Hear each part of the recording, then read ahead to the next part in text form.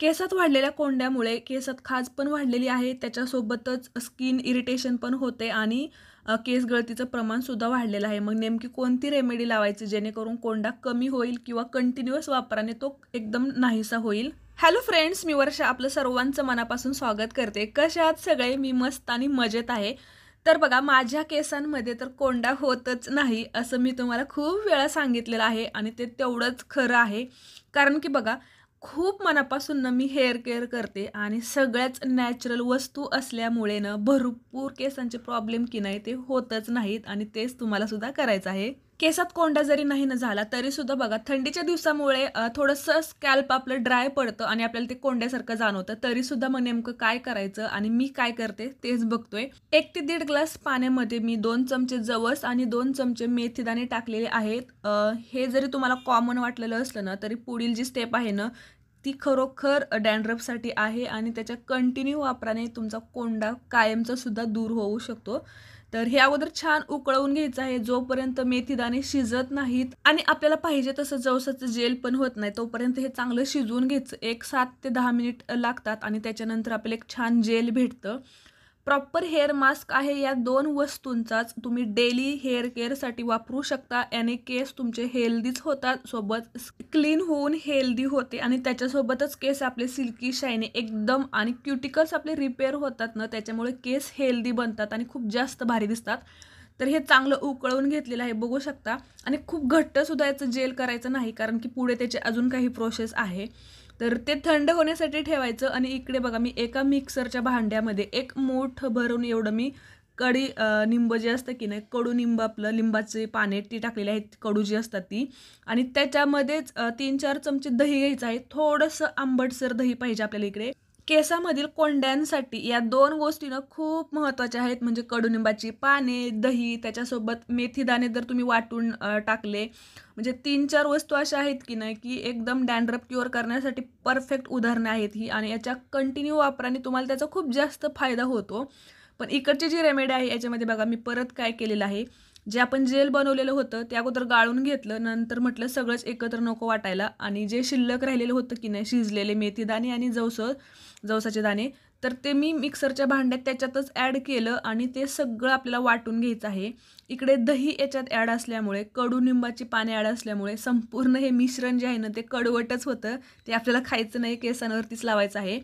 आणि जे जेल आपण गाळून घेतलेलं होतं की नाही, याच्यामध्येच हे गाळून घ्यायचं. खूप असं जास्त गाळायचं नाही की जेणेकरून त्याचे कण वगैरे येतील. जेवढं निघेल तेवढंच, किंवा मग कापडाने जर तुम्ही गाळलं की नाही तर मग जेवढं पाहिजे तेवढं घेऊ शकता.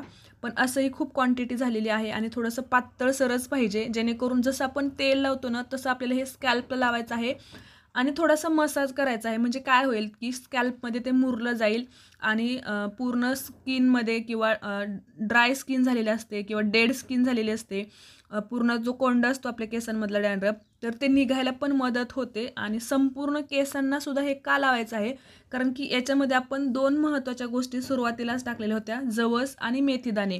यांचं जेल प्रॉपर आपल्या केसांना छान एकदम सरळ, पूर्ण सिल्की शायनी करण्यासाठी वर्क करतं. अगोदर तुम्ही ऑइलिंग केलेलं असेल ना तरीसुद्धा चालेल. मी ऑइलिंग केलेलंच आहे रात्री छान असं. स्कॅल्प मसाज, ऑइलिंग ह्या केसांसाठी ना खूप महत्त्वाच्या स्टेप आहेत आणि कोंडा कमी करण्यासाठी सुद्धा. कारण की स्किनला जेवढं तुम्ही मसाज कराल, स्किन ब्लड सर्क्युलेशन पण होईल किंवा स्किन एकदम छान होते. ड्राय स्किन झालेली असेल, डेड स्किन झालेली असेल ना तर ती निघायला मदत होते. आणि त्याच्यानंतर जर तुम्ही कोणताही एखादा हेअर मास्क अप्लाय करताना, त्यावेळेस आपलं स्किनचं जे टेक्स्चर आहे किंवा स्किन इम्प्रूव्ह होते, चांगली हेल्दी होते आणि त्याच्यानंतर मग केसांचे जे एकदम मुळापासून काही प्रॉब्लेम होतात ना तर ते होतच नाहीत. खूप काही केमिकल्स वगैरे अजिबात अप्लाय करायचे नाहीत. स्किनला तुम्ही जेवढं, म्हणजे स्कॅल्पला जेवढं तुम्ही चांगलं ट्रीट कराल ना तर तेवढं ती चांगलीच राहते. तर बघा, मी अगोदर सगळं स्कॅल्पला लावून घेतलेलं आहे आणि थोडंसं हळुवारपणे मसाज करायचा. जर जास्तच कोंड्याचं प्रमाण असेल ना तर तुम्ही ना जास्त थोडी पेस्ट करून ना असं एकदम छोटे छोटे सेक्शन करून संपूर्ण स्कॅल्पला लावून थोडं थोडं मसाज करायचं.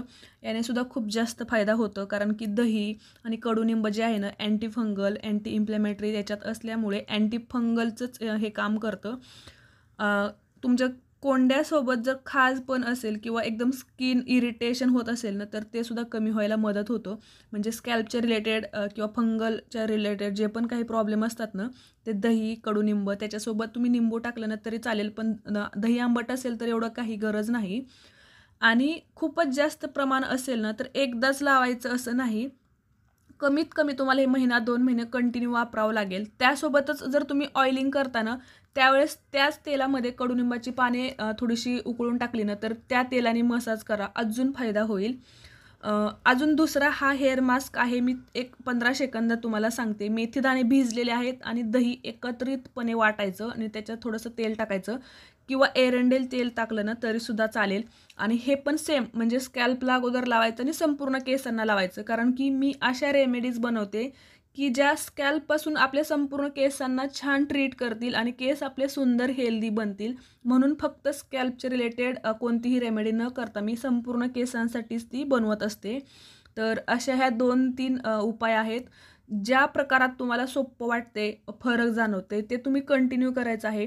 जोपर्यंत असं वाटत नाही की आपल्याला कोंडा कमी झालेला आहे किंवा स्कॅल्प आपलं छान झालेलं आहे, तोपर्यंत या रेमेडीज तुम्हाला लावायच्या आहेत. सोबत ऑइलिंग, मेहंदीसुद्धा लावायची आहे. पण मेहंदी ती वापरायची आहे ज्याच्यात तुम्ही सगळ्या नॅचरल वस्तूच ॲड केलेल्या आहेत, कोणतंही केमिकल नसेल. त्याच्यामुळे सुद्धा डॅन्ड्रफ कमी व्हायला मदत होतो. तर हे खूप घरगुती, सोपे आणि एकदम छान उपाय आहेत केसांना चांगले बनवणारे सुद्धा.